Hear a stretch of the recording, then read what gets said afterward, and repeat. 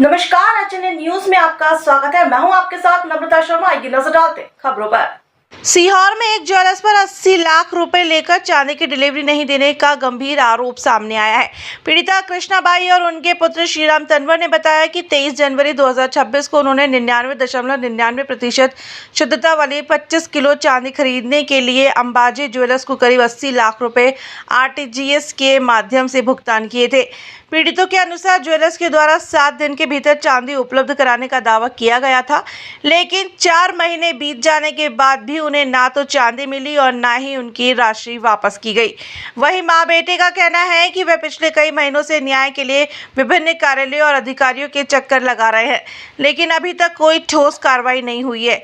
उन्होंने ज्वेलर्स संचालक अनुज रावत पर डराने धमकाने के भी आरोप लगाए हैं। पीड़ित परिवार का दावा है कि उन्हें स्पष्ट रूप से कहा गया है कि ना तो पैसा लौटाया जाएगा और ना ही चांदी दी जाएगी। पीड़ितों ने पुलिस प्रशासन से मामले में विपक्ष जांच और कड़ी कार्रवाई की मांग की है। वहीं उन्होंने कहा है कि यदि उन्हें जल्दी न्याय नहीं मिला तो वे प्रदेश के मुख्यमंत्री से मिलकर अपनी शिकायत दर्ज कराएंगे और पूरे मामले की निष्पक्ष जाँच की मांग करेंगे। असुविधिकरण यह समाचार पीड़ित पक्ष द्वारा लगाए गए आरोपों पर आधारित है। मामले की जांच और संबंधित पक्ष का पक्ष सामने आना शेष है। मेरा नाम श्रीराम तंवर है। मैं सीहोर का रहने वाला हूं। हमारे साथ अंत्योबाई अंबाजी ज्वेलर्स के मालिक अनुज रावत पिता अजय रावत के द्वारा 80 लाख रुपए का फ्रॉड किया गया है एवं अब वो हमें नकली चांदी देना चाह रहा है, जो कि हम लेना नहीं चाहते। उसने 7 दिवस के भीतर डिलीवरी देने की बात कही थी, जो कि आज 4 महीने हो गए, ना उसने डिलीवरी दी हमें, ना हमारे पैसे रिटर्न कर रहा है। तो कृपया हम आपसे बस इतना गुजारिश करना चाहते हैं कि हमें 80 लाख रुपए विथ इंटरेस्ट हमारे दिए जाए, क्योंकि वो हमें धमकी दे रहा है कि वो जज को ख़रीद लेगा, वो पुलिस प्रशासन को ख़रीद लेगा। वो हमें रात और दिन धमकी दे रहा है। वो जान से मारने की धमकियाँ मिल रही हैं कि तुम्हारा एक्सीडेंट करा दिया जाएगा, तुम्हें उड़वा लिया जाएगा। हम इतने प्रताड़ित होकर मीडिया के सामने आए हैं। हम जानते हैं हम कितने परेशान हैं।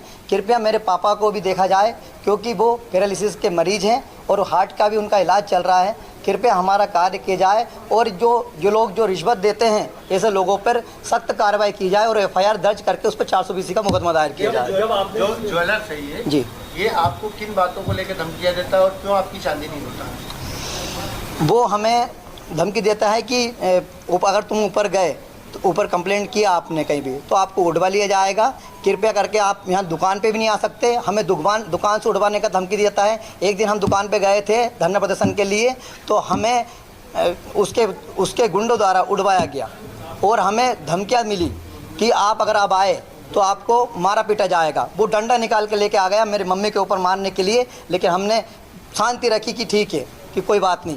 लेकिन हमने बहुत शांति कायम रख ली, लेकिन अब हम कब तक शांति रहेंगे हमें भी समझ में नहीं आ रहा है कि हम कब तक अब शांत रहें इस मुद्दे पर। हमारी रिपोर्ट लिखी जाए। आप पुलिस प्रशासन से क्या सहयोग चाहते हैं, क्योंकि वो पुलिस का नाम लेकर भी आपको धमका चुका है, तो क्या सहयोग चाहते हैं? हम पुलिस प्रशासन से खाली इतना सहयोग चाहते हैं कि या तो हमारी एफआईआर दर्ज की जाए, उस पर 420 का मुकदमा दायर किया जाए। अगर ऐसा नहीं कर सकता है तो पूरा तंत्र पीछे हट जाए, पूरा तंत्र एक तरफ हट जाए और हम लोगों को हमें धरना प्रदर्शन की अनुमति मिली जाए, ताकि हम धरना प्रदर्शन करके शांति से हमारे पैसे निकाल सके उस फर्जी ज्वेलर्स से। ज्वेलर्स की दुकान का नाम और ज्वेलर्स का नाम क्या है? ज्वेलर्स की शॉप का नाम है अंत्योबाई अंबाजी ज्वेलर्स। इसकी 4 शॉप्स काम कर रही है पूरे भारत में, जबलपुर, इंदौर, जोधपुर और भोपाल।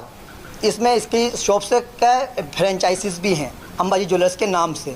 तो इसके पिताजी की अजय रावत की अच्छी साठगांठ ऊपर न्यायाधीश तक भी है और पुलिस प्रशासन तक भी है। इस कारण हमारा कार्य नहीं हो पा रहा।